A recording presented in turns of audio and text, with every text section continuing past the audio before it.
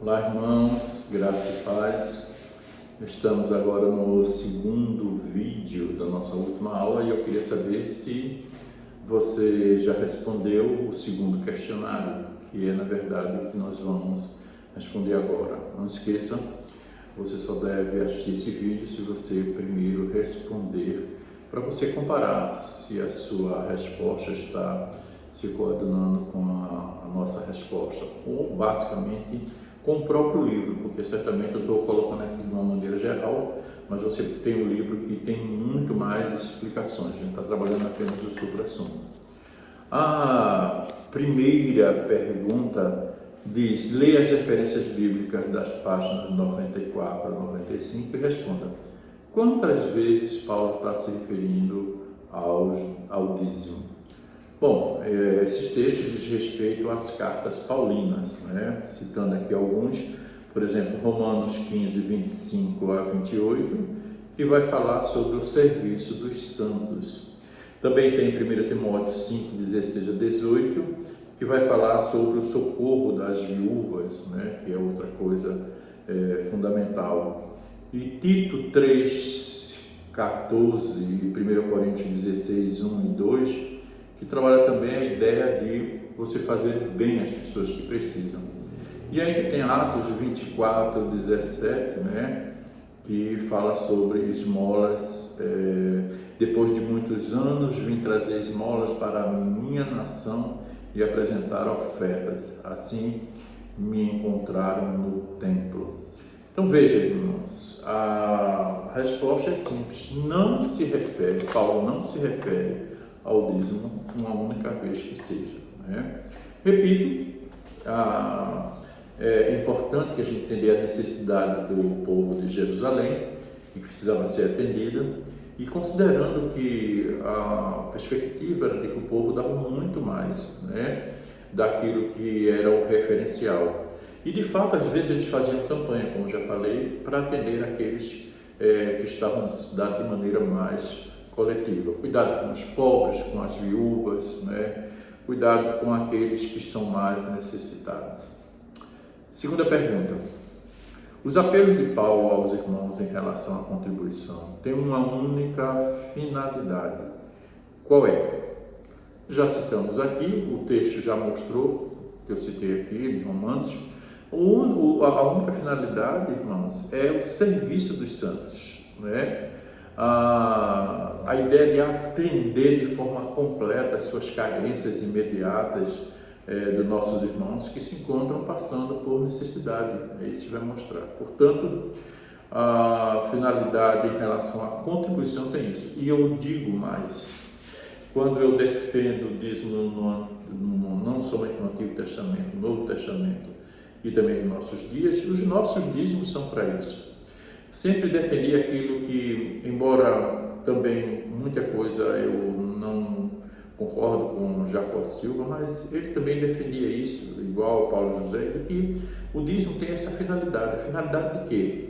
De poder atender aos necessitados, aos pobres, às viúvas, né? Atender aqueles que estão imediatamente precisando de algo para vestir, algo para comer, enfim, de maneira que a finalidade seja atender serviço dos santos, daqueles que de fato precisam. Uma experiência que eu sempre conto é que quando, na época da pandemia, nossos diáconos aqui em nossa igreja, eles tiveram um papel muito importante. Eles atendiam aos necessitados, não somente da igreja, mas também de fora.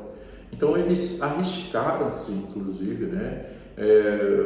Ficavam todos paramentados, com máscara, com proteção, e saía nas casas, cada um ajudava, a gente dava, cada um dava uma parte, e aí aqueles que precisavam ia levar na casa dele, ou quem pudesse ia buscar na igreja. E nós tivemos assim uma pandemia onde a gente pôde, vamos dizer assim, experimentar, né, a bondade de Deus, né, através desses nossos irmãos diáconos e daqueles que estavam dispostos a ajudar. Não somente diáconos, mas outros também ajudaram, no sentido da entrega, né? Agora, no sentido de contribuir, a igreja toda estava pronta a contribuir, com dinheiro, com alimentos, de uma maneira geral. Então, experiência muito boa. Terceira pergunta: o que significa para o autor uma igreja de estrutura descartável?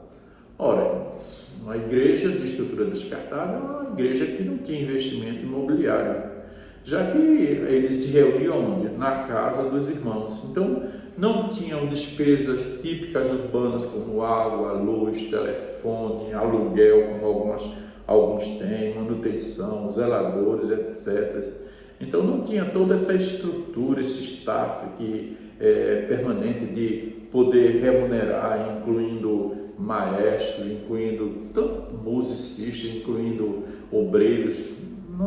Não tinha, na verdade, essa estrutura que nós temos hoje. Portanto, nesse sentido, era uma igreja que, do ponto de vista estrutural, era descartável, não era coisa que tinha que se manter, né? Quarta pergunta: dentro da síntese paulina, qual o assunto principal do capítulo 8 e 9 da segunda carta aos Coríntios? Bom, eu até citei também lá atrás, dentro da resposta, né? Era a coleta para ser efetuada para os irmãos da Judéia. Havia alguns irmãos que estavam lá na Judéia necessitando. Paulo, então, chama atenção para que cada um dê conforme o seu coração, não com tristeza, né? Mas assim, com o coração aberto, para que pudessem, na medida que tivessem alguns irmãos que fossem para Jerusalém, então pudessem atender aqueles irmãos. Então, era a coleta para ser efetuada a favor dos irmãos da Judéia. Vamos à pergunta então número 5. O ensino de Paulo sobre contribuição na igreja consiste em 5 características. Quais são? Primeiro, isso aí, gente, é muitíssimo importante.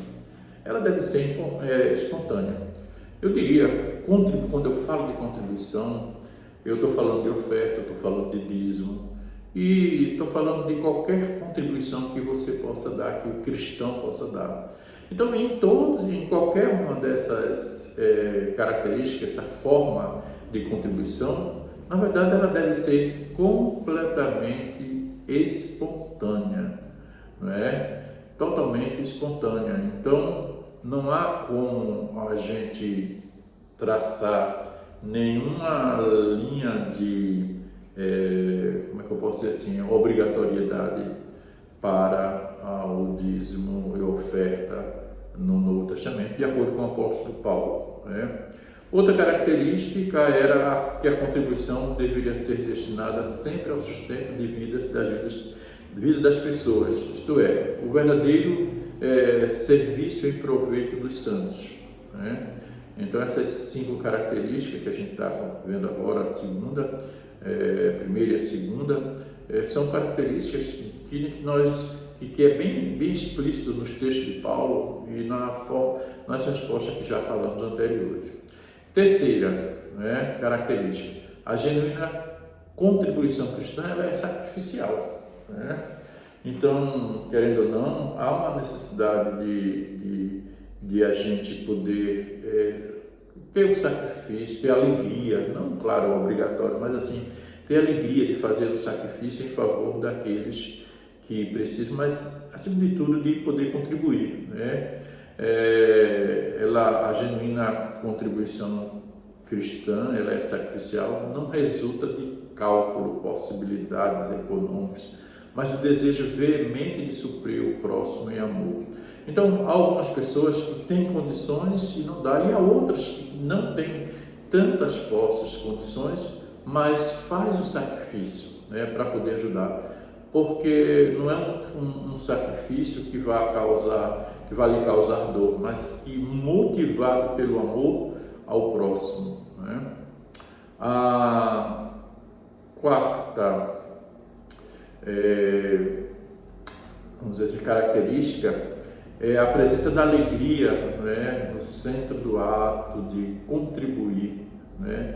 Isto é, você tem alegria em contribuir, não é aquela coisa assim pesarosa, né? Não é?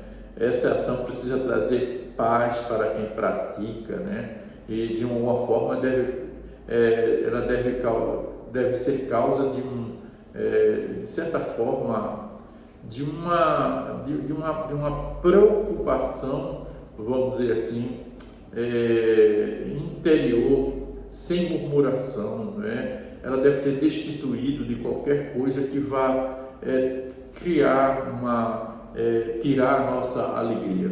Pelo contrário, então a presença da nossa alegria em poder contribuir. E a quinta a comunidade deve estar preparada para receber com alegria e respeito, com aceitação, a contribuição de qualquer irmão, seja ela de quem for. Né? Portanto, é fundamental, irmãos, que a gente possa levar em consideração essas características do apóstolo Paulo, para que entendamos que a nossa prática, irmãos, ela não é uma prática cristã aplicada nos nossos dias, que foi aplicada para nosso dia a dia da vida cristã em nossos dias. Queria só fazer aqui uma observação, vamos lá, mas tudo bem. Só observação de que em todo o tempo, né, a gente deve levar em consideração isso, a liberalidade, né, sem esquecer a responsabilidade, né, com nossa prática, com nossa contribuição, tá bom? Sexta pergunta. Comente sobre as regras práticas que devem reger a atitude do cristão em face da contribuição. Primeira regra: a periodicidade e o percentual são da nossa livre decisão. Acima de tudo, vale o conselho do apóstolo Paulo: aquilo que o teu coração separou. Reparemos nas práticas de Paulo: o coração, não a razão. Bom, eu sei que aqui o autor está falando, na verdade, da questão da contribuição para os necessitados em especial. Aí, nesse sentido, o percentual, de fato, é de livre acesso. Eu continuo dizendo, para não dar ideia de obrigatoriedade, mas não podemos esquecer de que a nossa prática hoje deve ser de um referencial mínimo. 10% é o mínimo. Eu diria até que às vezes a gente erra por se preocupar com esse referencial mínimo. Se um referencial mínimo de 10% já é por si só, vamos dizer assim, uma prática de certa forma limitada, que limita a nossa disponibilidade de servir, então logo eu me preocupo quando a gente fala de livre decisão em relação a você, o livre decisão em relação ao percentual. Bom, é uma questão que o autor coloca, né? A gente respeita. Eu creio que a gente está falando em relação à contribuição de uma maneira geral para ajudar os santos, mas considerando que a gente parte do pressuposto de que não havia necessidade de reiterar uma coisa que já era lei, o dízimo no Antigo Testamento não precisava reiterar no Novo Testamento, mas o princípio da lei já era estabelecido, então não vejo como a gente colocar menos do que 10%, porque isso já seria, eu diria assim, fugir do princípio do referencial, ok? Se tivermos que estar livre para poder dar muito mais do que isso, do que esse referencial, aí sim eu diria que nós estaríamos mais próximos daquilo que nos ensina as Escrituras Sagradas. Segunda regra, não são de livre decisão, mas movidas por um princípio. Não, desculpe, letra a segunda. Deve ser a extensão da nossa gratidão por uma gratidão, por uma vida realizada, por podermos viver do nosso trabalho, por vida doada. Corretíssimo. Eu acho que deve ser uma das regras que deve ser, olha, a expressão da nossa gratidão. Quando eu dou minha contribuição em forma de dízimo, em forma de oferta, Isso é fruto da minha gratidão, daquilo que Deus tem feito em minha vida. E se torna até, vamos dizer assim, uma falta de relacionamento com Deus, quando eu não reconheço, né, o que Deus fez por mim, pela minha vida, por Ele ter se doado na cruz para me salvar, e a gente fazer parte da igreja, na agência do Reino de Deus, e eu não me preocupar com isso. Sim, então deve ser por gratidão. Terceiro, deve atender às necessidades do pobre, do desamparado e do necessitado. Mais uma vez, reiterando, essa deve ser uma regra que foi no Antigo Testamento, que foi no Novo Testamento e que deve ser nos nossos dias. Quarto, deve servir para sustentar os que servem, doando a sua vida ao próximo, à comunidade e aos santos. Sim, também esse era o princípio do Antigo Testamento. Os levitas, eles estavam sempre trabalhando, servindo ao Senhor, porque eles não tinham herança, mas aqueles que tinham recebido herança, então tinham responsabilidade.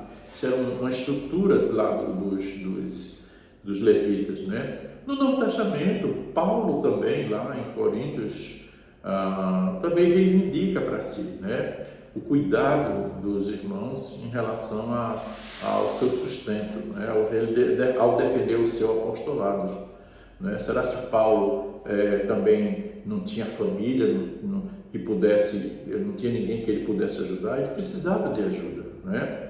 Somente outros, Paulo reivindica que ele também não. Por quê? Então ele servia ao Senhor, então tinha, na verdade, ser sustentado também pelos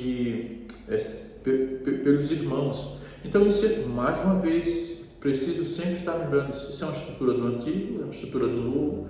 Essa deve ser uma estrutura no sentido de voluntariedade, de amor, de contribuição para os que servem também. Letra E, eu estou falando A, B, C, D, agora letra E. Deve expressar a alegria de viver, outra regra, né? E traduzir o expresso reconhecimento da soberania de Deus, né? É fundamental que nós possamos dar com essa alegria, entendendo que faz parte do soberana vontade de Deus, né? Devemos entender claramente que aquilo que ofertamos não passa do retorno do realizado, que só pode ser feito pela sua bondade e misericórdia. Isto é, eu não estou fazendo isso porque eu vou retornar, porque eu estou como se eu estivesse pagando. Não, isso é fruto da sua misericórdia, é fruto da sua bondade para comigo. Eu apenas reflito essa bondade como reconhecimento e não como recompensa, porque Deus é o dono do ouro e da prata, né?